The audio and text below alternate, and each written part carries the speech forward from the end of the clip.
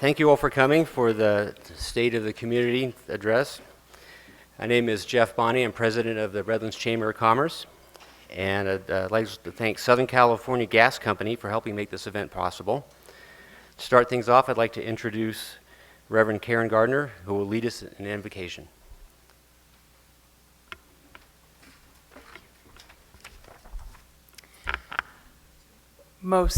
No, you don't need to stand up.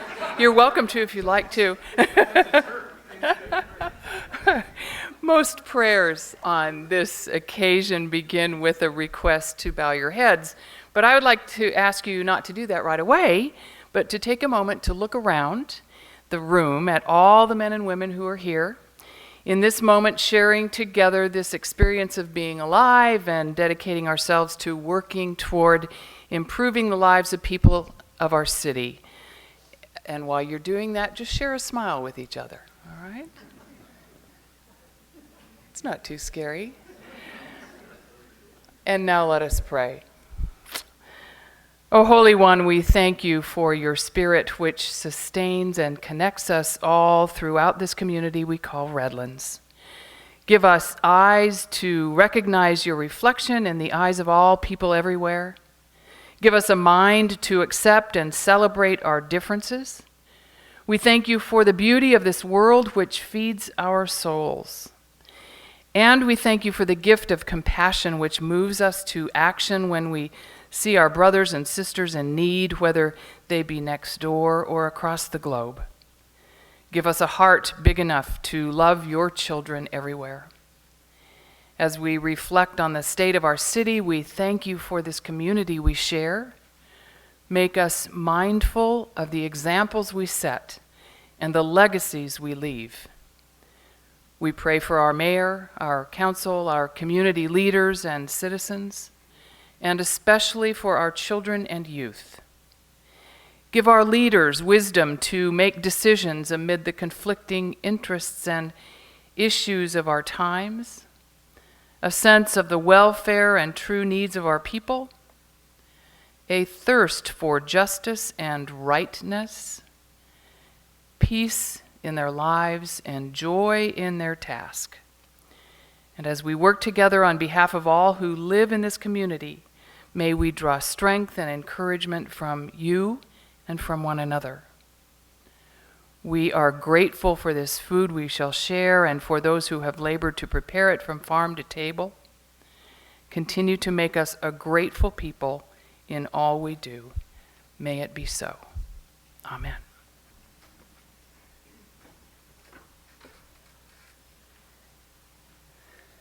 Thank you very much. That was wonderful. Now I'd like to introduce Mayor Pro Tem Paul Foster, who will lead us in the Pledge of Allegiance. Will you all please rise? And will you join me in giving honor to our great country? I pledge allegiance to the flag of the United States of America and to the republic for which it stands, one nation, under God, indivisible, with liberty and justice for all. Back to you, sir.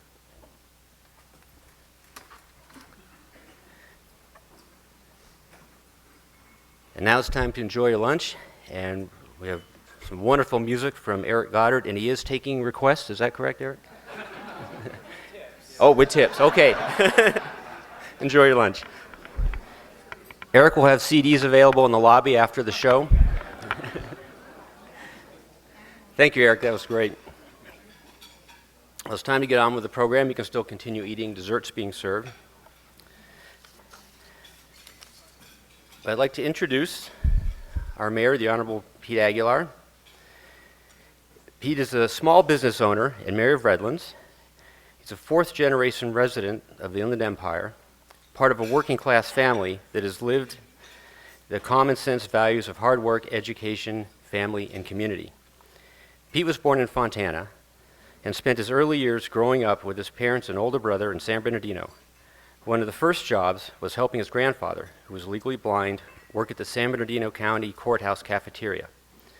Later, his family moved to Yucaipa, where Pete attended Yucaipa middle, junior, and high schools. Pete went on to attend the University of Redlands, where he graduated with degrees in government and business administration. Pete first entered the public service in 2001 serving as Deputy Director and later Interim Director for the Inland Empire Regional Office of the Governor. In 2006, Pete was appointed to the Redlands City Council, making him the youngest serving council member in the city's 125-year history. In the following year, won the election for the same council seat. Today, Pete is serving his second term as mayor of Redlands, where he has led efforts to reduce the city's budget deficit, establish a reserve fund, equip police with more tools, and fight crime, and make critical investments in local roads and infrastructure. Pete and his wife, Alicia, live in Redlands with their 2 sons. I introduce you to Pete Aguilar.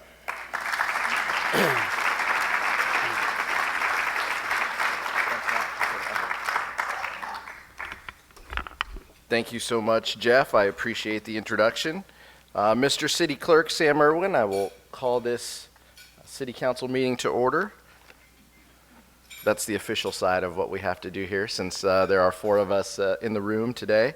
I wanted to thank everyone for coming out and specifically call attention to a few folks who have joined us as well.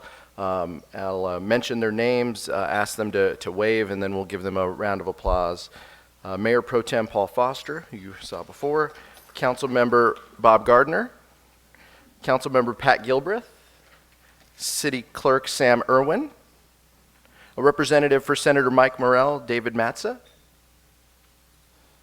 a superintendent for Redlands Unified School District, Lori Rhodes, school board member Neil Wayner, city staff members, city manager Enrique Martinez, police chief Mark Garcia, director of the A.K. Smiley Library Don McHugh, director of development services Oscar Orsi, director of IT and Innovation, Danielle Garcia.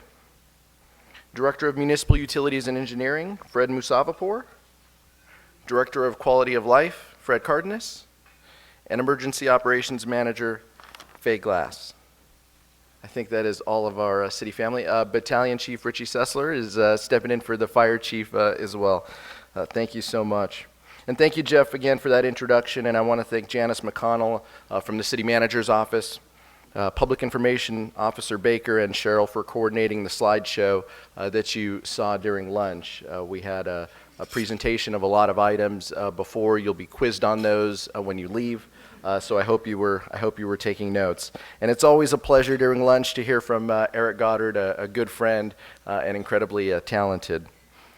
Finally, thank you to Kathy and Jan and the Chamber of Commerce for sponsoring, for helping with the state of the community and inviting us all here, and for Southern California Gas Company for being the lead sponsor of the event. Thank you so much.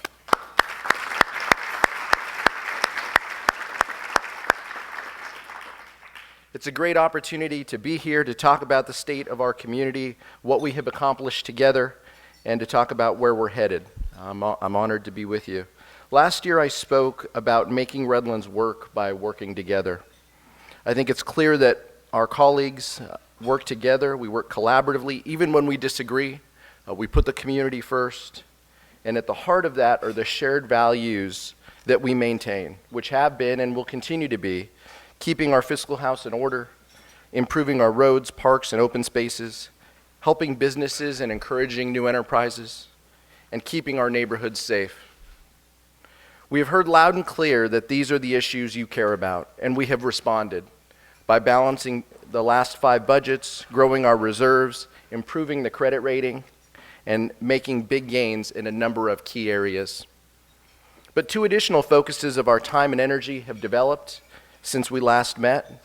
1, comprehensive infrastructure improvements have begun to take shape, and 2nd, the council has identified a strong plan for the future.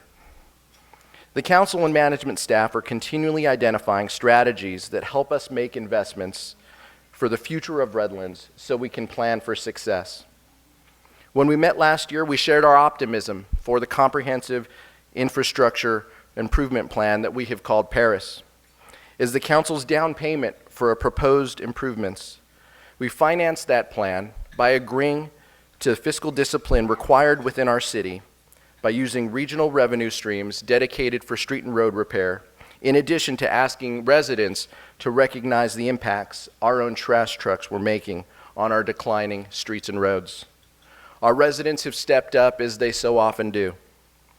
Today we gather while half of Brockton is torn up, and I don't know where you all parked. The other half is complete. Citrus was just repaved and awaits bike lane striping that is grant funded by the state. Improvements to Judson, Grove, Highland, Lincoln, Western, Clay, and the Terrace have been made or will be made shortly, and those are just on the north side. South, Franklin, Pacific, Palo Alto, Wabash, Sunset, San Mateo, Fern, Cypress, Bellevue are all part of this next phase as well, and in addition to dozens of other streets that will be touched and improved by the city. In all, as of today, the city has contracted or completed 130 lane miles of street and road resurfacing, representing 30% of the total 5-year project that we've identified. My council colleagues might have a different answer when residents ask, but when people tell me that they've been inconvenienced, I usually tell them that that's the price of progress. We greatly appreciate our residents' patience for the infrastructure work that is being done throughout the city. Not only should we thank our residents, but our city work crews, engineers, inspectors, quality of life and municipal utilities staff who have coordinated all of these efforts deserve accolades. We should also acknowledge the work done by local contractors on all these projects. We love all our local vendors, but we really love those that are the low bid.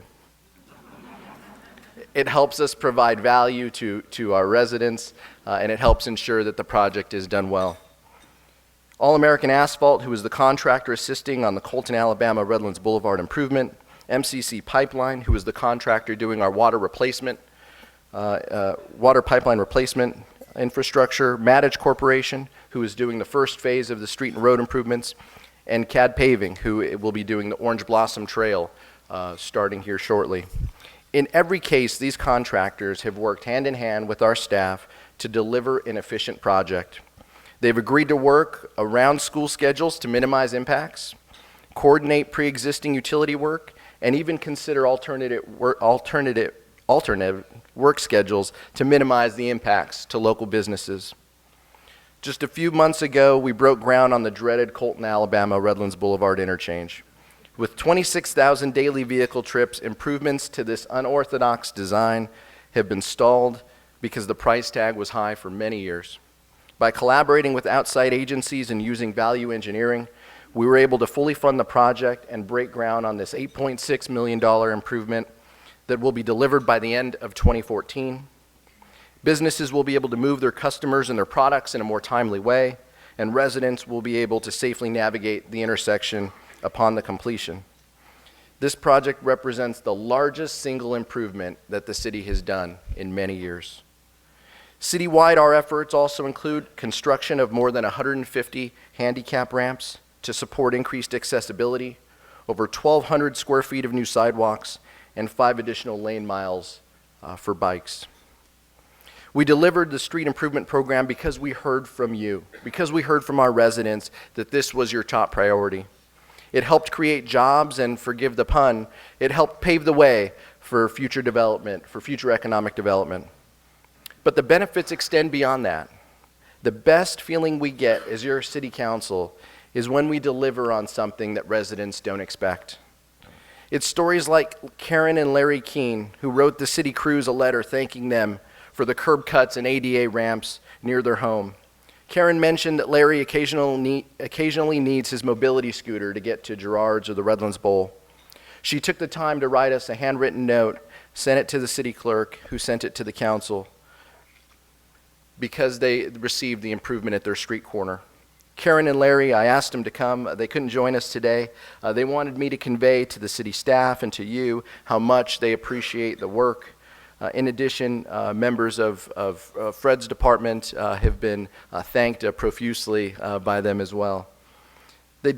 Fred's staff developed the work schedule that prioritized those improvements that the Keenes mentioned in their note. Another tangible improvement are the striped bike lanes. 10 years ago, as the host of the Redlands Bike Classic, we didn't have any striped bike lanes. This year, we added additional bike lanes and now have 15.8 lane miles complete, and we'll have 32 lane miles complete by the end of this year.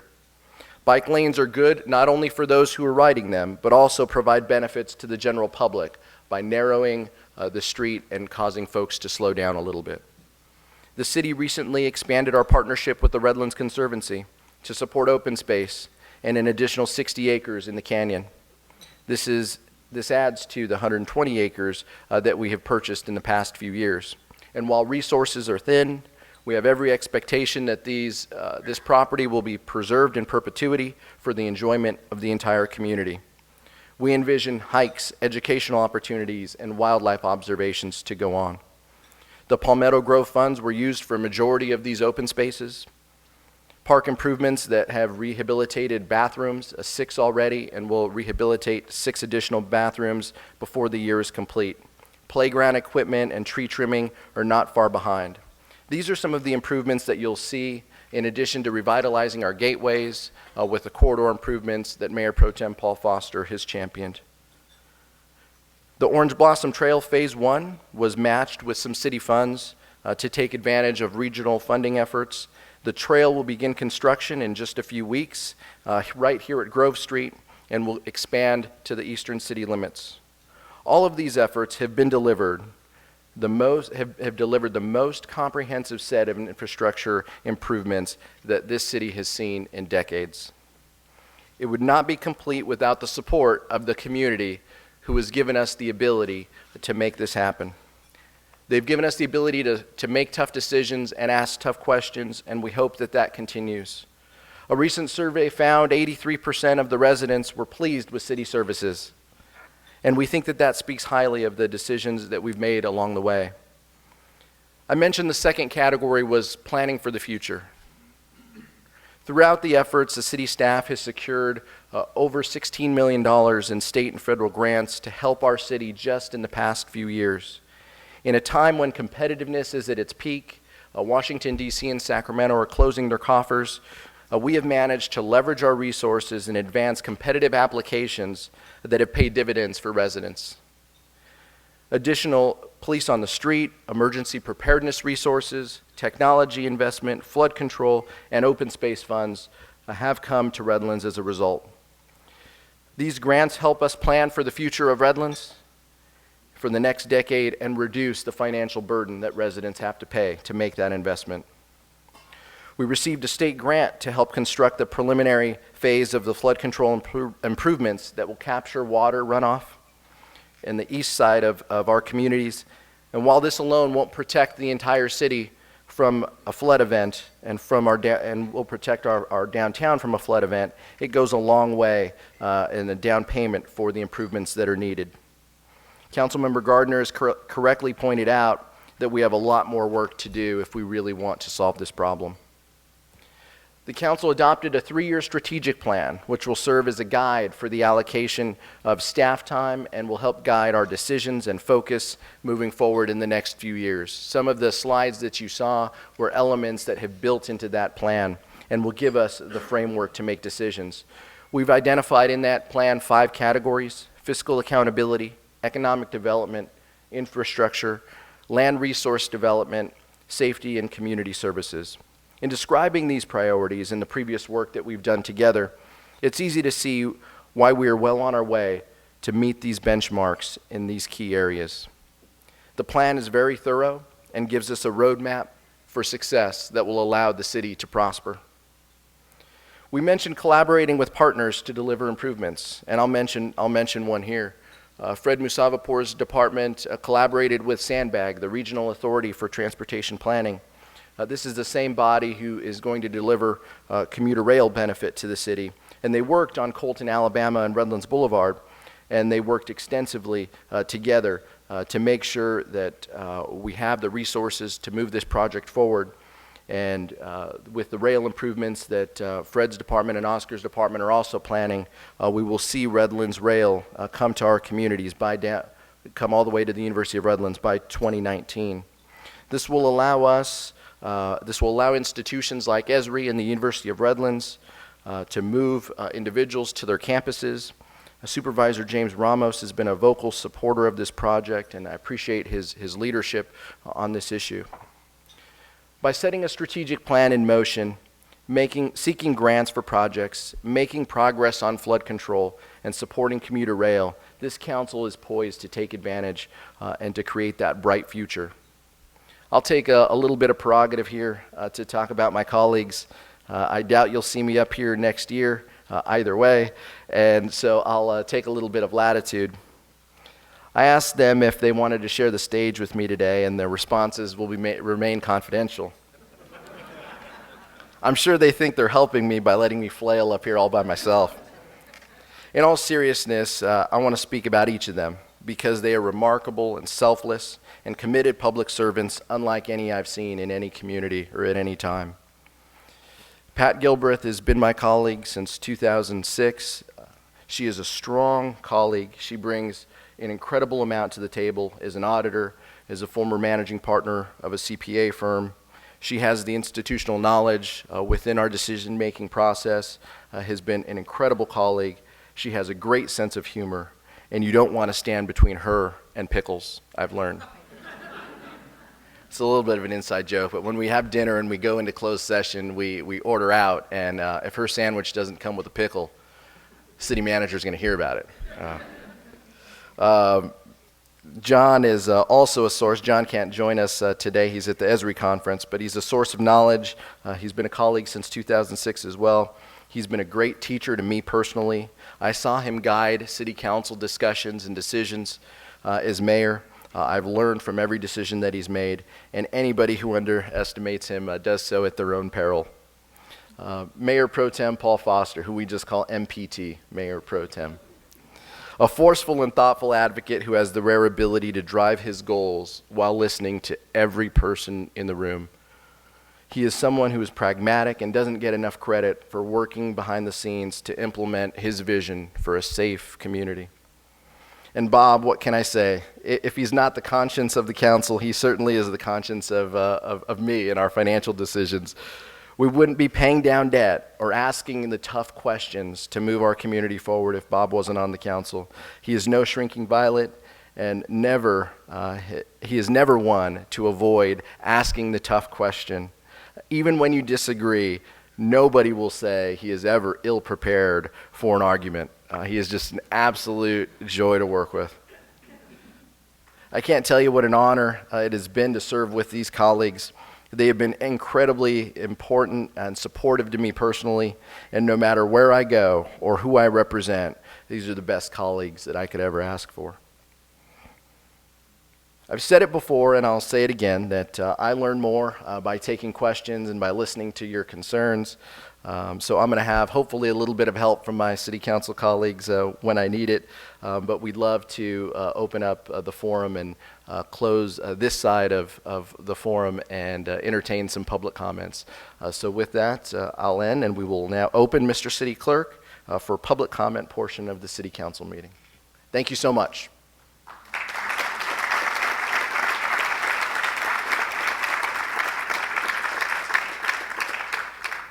It might just be easier if we have questions. I think people will be able to hear, but I'll also summarize the questions from the podium. That might be a little easier for Cheryl. First question. Don't be shy.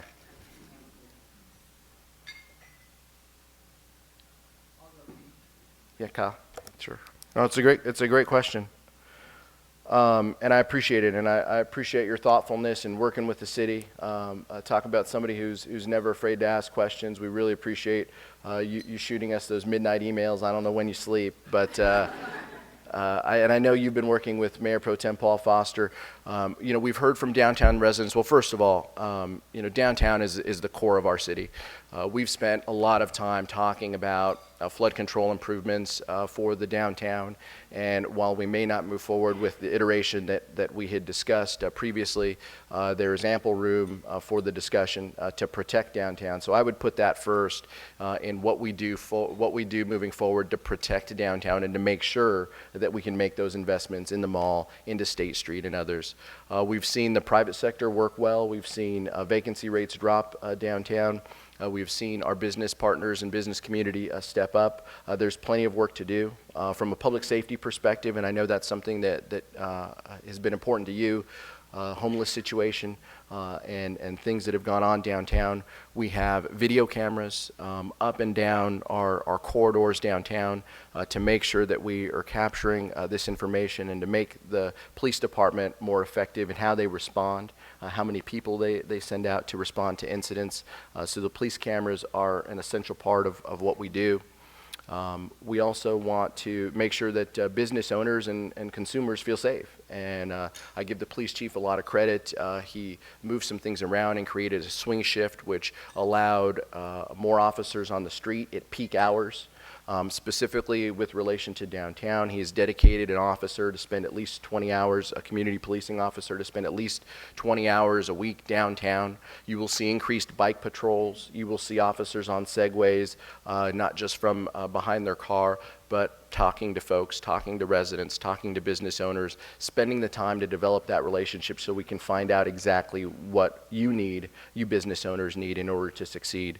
The Redlands Mall remains a difficult piece for us because the council's position and the city's ownership of just limited amounts of that mall space really means we need to rely on the private sector, and we need to rely on somebody with a vision that matches ours to help revitalize downtown, hopefully to add housing downtown to take advantage of the rail system. That will increase the number of people who are there who can walk around. We want downtown to be safe, but a place where you can go and have dinner, spend time with your family, go to restaurants, and enjoy the community. If you want, and I've said this before, if you want an experience, as my family often does at the chain restaurants in the donut hole, that is fine. They have great kids menus there. But if you want a unique experience, we know that you'll go downtown. And so that's what we want to continue to support. I give the police chief a lot of credit for working through these issues. The mall, we hope that the mall finds new ownership. We've heard this before. You've heard me say it before. But we really hope that somebody steps up to purchase the mall, works with us to develop a plan that increases the number of consumers that come to this region, that becomes a destination. And hopefully, my personal hope is that housing is a component of that. I think that's how communities are growing and thriving. And I think that there's a place in downtown for more dense housing. Not everybody, Kyle, we're in a similar generation, and not everybody wants the 15,000 square foot house or property with a yard to take care of. And there's a lot of empty nesters, a lot of folks who had the bigger house and want something a little bit smaller. So I think that downtown will offer something for everyone moving forward, and that continues to be where we want to go. But from a safety perspective, which I think was the root of your concern in the discussions that we've had before, that's our vision. We want to make sure that everybody has a safe and comfortable environment downtown. You also saw that the council approved a parklet program for some businesses to take advantage of, a few in the downtown area, and then Olive Avenue outside of the downtown area. But that's just, again, something that is unique and different and that people can take advantage of and enjoy each other's company while supporting small businesses at minimal or no cost to the city to provide. Councilmember Gilbreth. Across the street from Augie's, where we have our Saturday morning farmers market. Again, this is an effort that Councilmember Gilbreth with the Healthy Families has championed, but also something that city staff recognized moving forward, that people who are on assistance can't use their EBT cards in order to purchase fresh fruits and vegetables at our downtown farmers market. So we've worked with our federal government to make sure that we have that ability.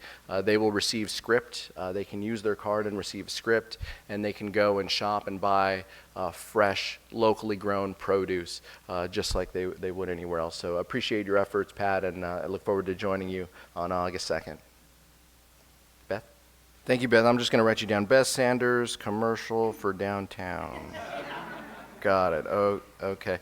No, and we hope to announce other results that have taken place as because of the discussion that you've had. I know that we're considering a few options, additional options to help downtown. I'm looking for the city manager's nod here, but that could include some additional sharing or carts that could be used to move employees downtown to safely to parking structures. You know, we'll look through some of these options, and if there's critical mass and if there's support among the business community to do it, Beth, we're not going to be shy about dedicating the staff time and the resources to do it. Yes, from Colton it will have a signal, so it will move. It'll jet a little bit more if you're driving westbound. As you're getting closer to Redlands Boulevard, it would then curve a little bit more to the left, not quite a 90-degree turn, and then that will put you at a signal light to get onto Redlands Boulevard. Is that correct, Director Musavapour? Okay. And we can try to find that. We can try to find that slide here as well. I think we have it up, but and on the city website, there's also. On the website, all I can see is the Alabama Boulevard. Okay. Okay. No, fair enough. We'll make sure the change is up there so you can see the entire project. And that project, and I don't know if the cameras would apply to that project, but Director Musavapour sent an email around earlier saying that we have a time-lapse camera that is going to be looking at Alabama. So, and taking pictures every 15 minutes, so it will capture the change that residents will see, allow us to track progress, but it's more efficient too, because as the project changes and evolves, we want to make sure that we have that record. So, but it's a way that residents and the council can track the progress. Thanks for the question. Appreciate it, Neil, and we appreciate the collaborative relationship that we've had with the district. We'll continue to seek grants, safe routes to schools. I don't know what we're up to, cycle 65 or something that Fred's staff is submitting grants to, but taking advantage of every opportunity to make sure that we can seek those grants, and if we need to additionally help ourselves as well. But those have been helpful, and you're right. I mean, we've heard from folks in the past that want speed bumps and things to slow people down. Well, you know, we think that this works, and right now, based on what we know, it has been working. So yeah, we'll work through the phasing issue at more. We were all CC'd on the same emails, but I think the project turned out well. I think everybody's okay. I know Kimberly and Mariposa parents were pleased that the majority of the work took place during spring break as well. So the local contractor was great to work with in order to provide that. Thank you for the comments, though. We appreciate it. Thank you, appreciate it. You're not going to charge anybody extra for the detours, are you? That's. We'll work on that, Zach. We'll talk about that. You and I will. We can work through those issues. No, and I want to tip my hat to you as well as part of the Responsible Redlands program that the chief has devoted some time and energy to, a comprehensive program that has helped do a number of things related to public health.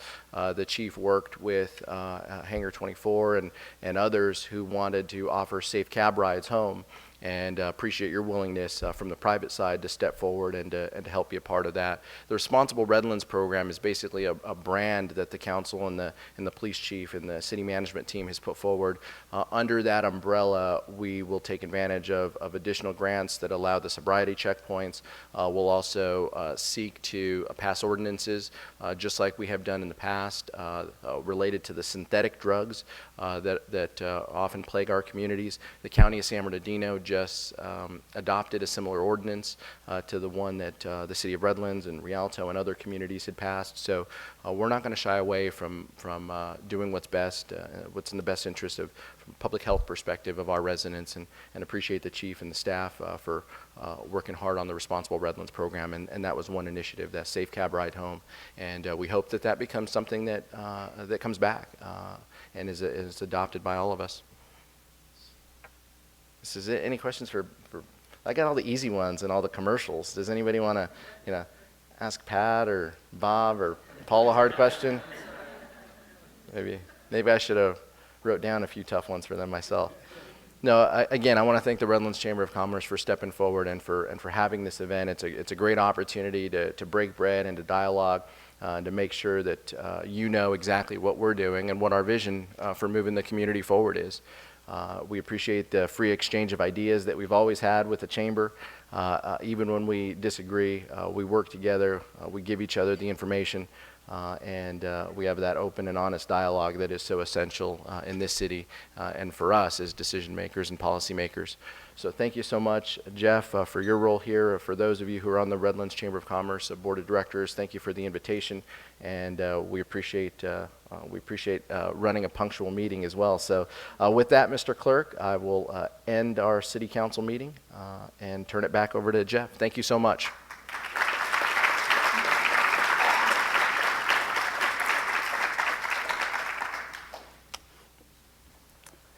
I'd like to thank our Mayor Pete Aguilar and the members of the City Council for filling us in and giving us the opportunity to ask some questions about where we stand. I'd also like to thank the Southern California Gas Company for helping make this event possible. And with that, this concludes our 2014 State of the Community Luncheon. Thank you all for coming.